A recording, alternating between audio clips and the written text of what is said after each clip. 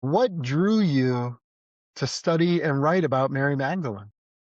Yeah, thank you so much. There are lots of layers to the stories. One thing that I have been struck by is in coming out of a tradition in the branch of the Presbyterian church that I was in, they were very attentive to women in the Bible. And there was a place to talk about that and to think about, I would say, kind of a Galatians 3:28 church experience. So that you could be called, you have gifts from the Holy Spirit that are not gendered, and that God could call you to serve anyone. But even in that space and even in that context, there was still kind of a separation between some of the focus on the women in the Bible in the pulpit and the focus on the women in the Bible in the women's ministry. So we still had that. And then in addition to that, in another layer, and I don't think anybody wanted to touch Mary Magdalene.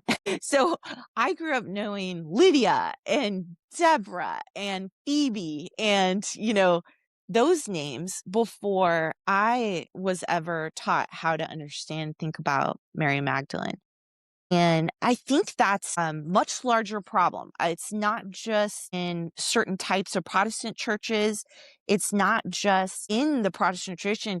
It's in the Roman Catholic Church. It's much broader than this. It's kind of a Christian issue of how to interpret and understand Mary Magdalene. And so as a professor with many years in my research, I began to notice more and more in my classrooms and discussion theology I was doing references to women in the Bible and the Reformation, and seeing how they are talking about Mary Magdalene kind of brought it to the surface of this is really different than what we see in our culture, because there's a cultural discussion, and also what we're seeing in our churches, kind of seeing the need. And for me, first, I only saw it as for women. Like, let's talk about Mary Magdalene for women. And I was invited to have those opportunities to share that kind of perspective.